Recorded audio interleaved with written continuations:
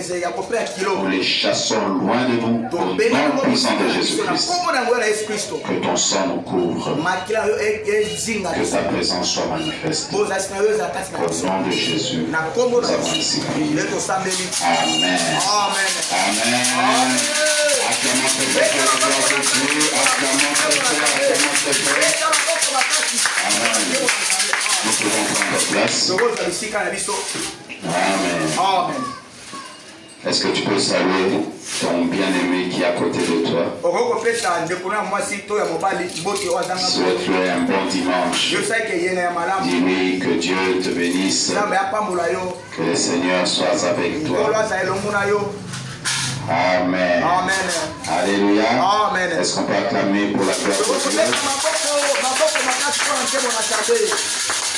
Alors, bien-aimés, ce matin, nous allons parler d'un thème, un thème prophétique.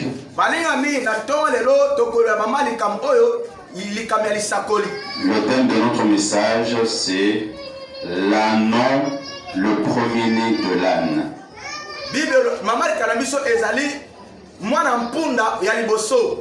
Amen. Amen. L'ânon, le premier-né de l'âne. Amen. Amen. Donc par ce message, nous allons comprendre c'est qui l'ânon, c'est qui l'âne et quel est son rôle dans les Écritures et dans notre propre vie. Amen. Amen. Alors pour introduire ce message, nous prenons le livre de Exode au chapitre 34, à partir du verset 20, nous allons lire. Exode 34, verset 20. Est-ce que vous y êtes? Amen. Amen. Amen. La Bible dit ceci. Tu racheteras avec un agneau le premier-né de l'âne. Et si tu ne le rachètes pas, tu lui briseras la nuque. Tu racheteras tout premier-né de tes fils. Et l'on ne se présentera point à vide devant ma face. Amen. Amen. Amen. Amen. Prenons également Marc au chapitre 11. Marc, chapitre 11.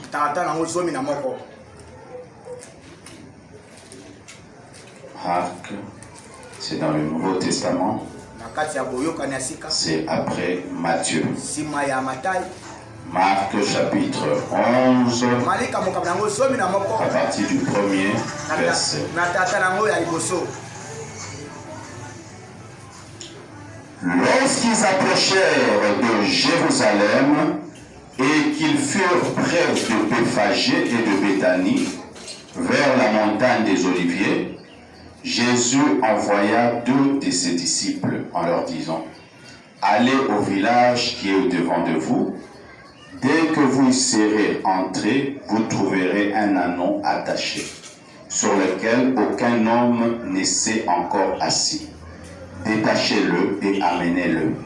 Si quelqu'un vous dit: pourquoi faites-vous cela? Répondez: le Seigneur en a besoin.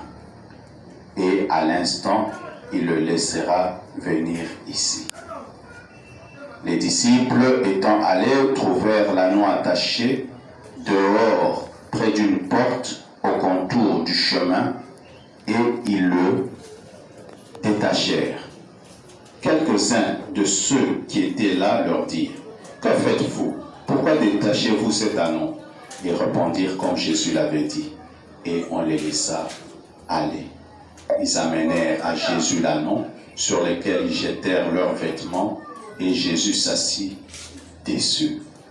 Beaucoup de gens étendirent leurs vêtements sur le chemin, et d'autres des branches qui coupaient dans les champs. ceux qui précédaient et ceux qui suivaient, criaient Hosanna, béni soit celui qui vient au nom du Seigneur, béni soit celui qui règne, qui vient, le règne de David notre Père. Hosanna dans les cieux très haut. Jésus entra à Jérusalem dans le temple. Amen. Amen. Acclamons très fort pour la parole de Dieu. Amen. Alléluia. Amen. Amen. Alors, bien aimé, je voudrais vous parler de l'âne ou de l'âne. Dans les Écritures, vous allez voir plusieurs fois, on parle de l'âne, on parle de l'ânon. Mais quelle est la signification? Alléluia. Amen. Amen. Le texte que nous avons lu dans Exode 34, on dit, tu rachèteras le premier-né de l'âne par un agneau. Alléluia.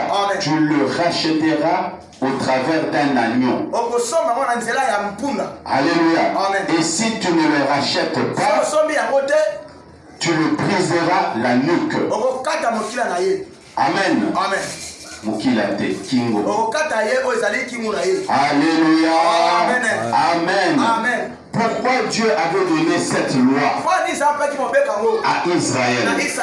C'est pour conserver un souvenir parmi les générations qui allaient venir par rapport à la délivrance qu'il avait fait pour Israël au pays d'Égypte. Souvenez-vous que lorsqu'on a sorti le peuple d'Israël de l'Égypte, Dieu avait ordonné qu'on puisse faire la Pâque,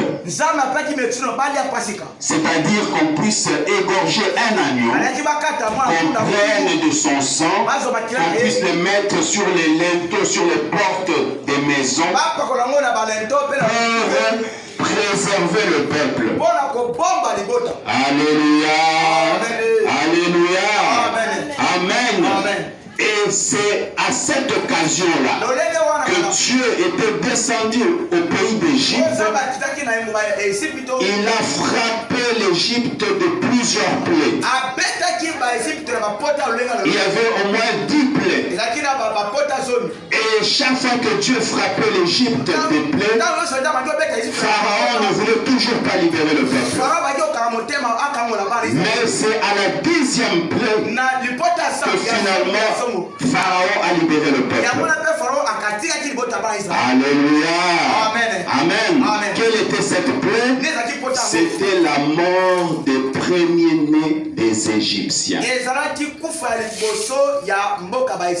Amen. La mort des premiers enfants des Égyptiens.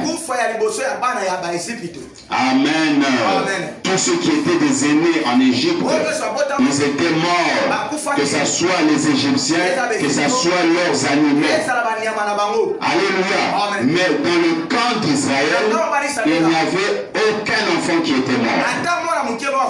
Amen. C'est pourquoi Dieu donne maintenant cette loi.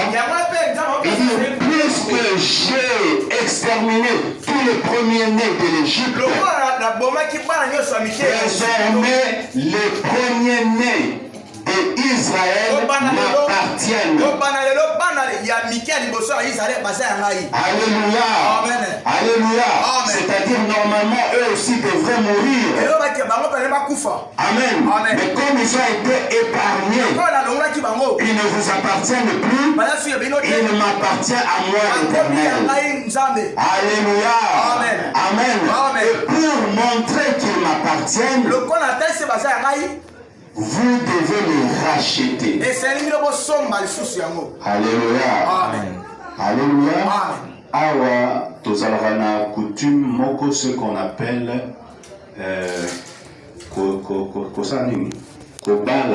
kobala bana, n'est-ce pas? Donc yo mobali, toi l'homme, tu as connu une femme, de cette union est née des enfants, mais elle n'était pas ta femme, vous n'êtes pas marié, tu n'as jamais payé la dot. Alléluia. Mais de cette union, est né quand même des enfants. Alors pour que tu sois en règle avec la famille même de la femme, et que ces enfants-là, vraiment, tu aies un droit sur eux. Amen. Alléluia. Ça peut être tes enfants-là, il peut y avoir des filles aussi. Un jour, on viendra épouser la fille. Alléluia. Et normalement, c'est toi qui devrais percevoir la dot. Alléluia. Mais si tu n'avais rien fait, toi tu n'as jamais payé la dot, comment on va te payer la dot? Alléluia. Alors maintenant, qu'est-ce qu'on prévoit? On prévoit que non, il faut aussi Amen. C'est-à-dire tu dois faire un symbole, tu dois payer quelque chose pour que ces enfants-là t'appartiennent maintenant de droit. Est-ce que vous comprenez? Alléluia. Sinon la famille de la femme peut avoir un droit sur ces enfants-là. Le moyen même de la sorcellerie. Amen. Ils peuvent les bloquer, ils peuvent même les bouffer.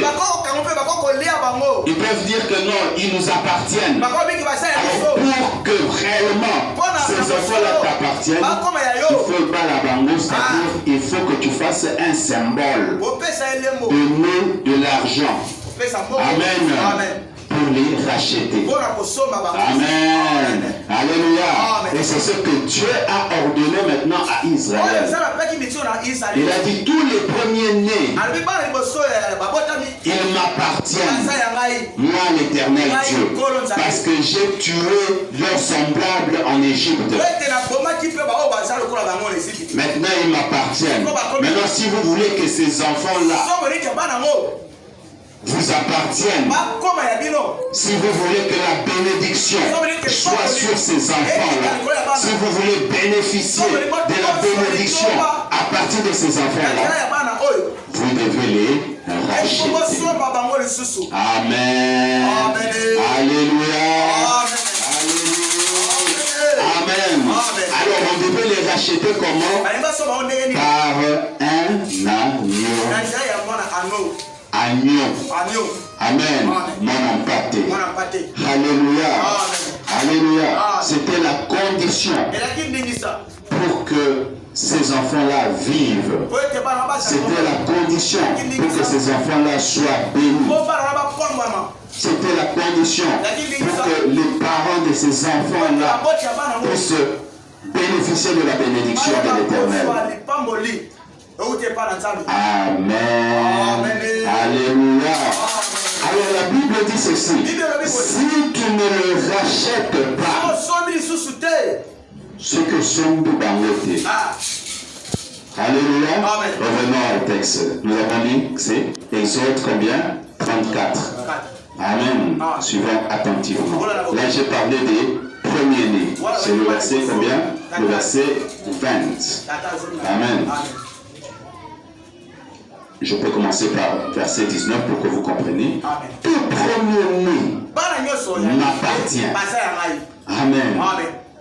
Même tout mâle premier-né dans les troupeaux. Tu rachèteras avec un agneau le premier-né de l'âne. Alléluia. Amen. Maintenant ici, Dieu parle maintenant de l'âne. Il a dit d'abord tous les premiers-nés des hommes appartiennent à qui? À l'Éternel. On doit les racheter par un agneau. Amen. Mais il ne s'arrête pas là. Il dit aussi les ânes aussi. Amen. Banapunda. Alléluia.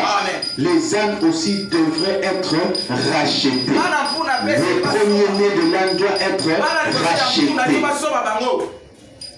Alléluia. Et si tu ne le rachètes pas, alors tu dois le briser la nuque. Amen. Amen. En le brisant la nuque, ça ne signifie pas que l'âne là va mourir. Amen. Amen. Mais il va perdre de sa force. Il sera comme un invalide. Alléluia. Amen. Comme un infirme. Alléluia. Amen. Est-ce que ça va jusque-là? Est-ce que ça va jusque-là? Amen. Amen. Pourquoi le Seigneur parle maintenant de l'âne? Il y a beaucoup des animaux, mais il a touché d'abord l'âne. Amen. Derrière l'âne, il y a une image. L'âne représente d'abord l'homme. Amen. Amen. Alléluia. Amen. Alléluia. L'homme. Parce que l'âne, dans son caractère, dans son comportement, il a la force. Alléluia. Amen. Et on utilisait souvent les ânes dans les travaux champêtres, dans les travaux des champs. C'est ce qu'on appelait, ce sont des bêtes de somme. On les utilisait pour faire le champ, pour le transport. L'âne est très fort, il est très robuste. C'est comme ça qu'on l'utilisait souvent. Alléluia. Alléluia. Ça, c'est l'une des caractéristiques de l'âne. À part la force, l'âne est aussi têtu. Alléluia. Amen. Il est obstiné. Donc ce qu'il veut, c'est ce qu'il doit faire. Il n'est pas facilement docile. Alléluia. Amen. Amen. Et c'est exactement le comportement de l'homme. Alléluia. Amen. L'homme est tellement fort. Si vous lisez le livre de Job, on est en train de montrer comment l'homme a fait des exploits. Comment l'homme a franchi des grandes montagnes qui jusque-là n'étaient jamais explorées, n'étaient jamais habitées. Mais l'homme est arrivé à monter dessus. L'homme a fait comment on appelle ça? Des routes entre les montagnes, des tunnels. Alléluia. Amen. Amen. L'homme est arrivé même à construire des villes, des maisons sur l'eau. Regardez les villes de Dubaï, regardez toutes ces villes-là en Asie, des villes modernes. Ça montre la force, l'ingénuité, la générosité de l'homme. Amen. Alléluia. Alléluia. Amen. Mais cet homme fort, cet homme ingénieux, cet homme intelligent, c'est un homme également qui est têtu. Alléluia. Alléluia. Bien aimé, gérer les hommes, ce n'est pas facile. L'une des plus grandes fonctions difficiles dans une entreprise, c'est la gestion des hommes, la gestion du personnel, la gestion des ressources humaines. C'est très difficile. Amen. On peut te donner la logistique, tu peux gérer le matériel, les véhicules, tout ça. Ce sont des objets inanimés. Amen. Ça va t'obéir facilement. Mais l'homme, il est compliqué. Le matin, il peut rire. Le soir, sans raison valable, il se fâche contre toi. Alléluia. Alléluia. Amen. Il est difficilement maîtrisable. Amen. Et c'est ça le comportement même de l'âne. Amen. La Bible nous dit dans Psaume, ne soyez pas comme un milieu sans intelligence. Alléluia. Alléluia. Chaque fois que Dieu se plaignait d'Israël, il y a une expression qu'il utilisait. Il disait, mais vous avez réduit votre cou comme un âne. Amen. Makasi. Alléluia. Vous voyez mon ampunda. Mais t'as l'exemple à Taba. Alléluia. Il résiste. Alléluia.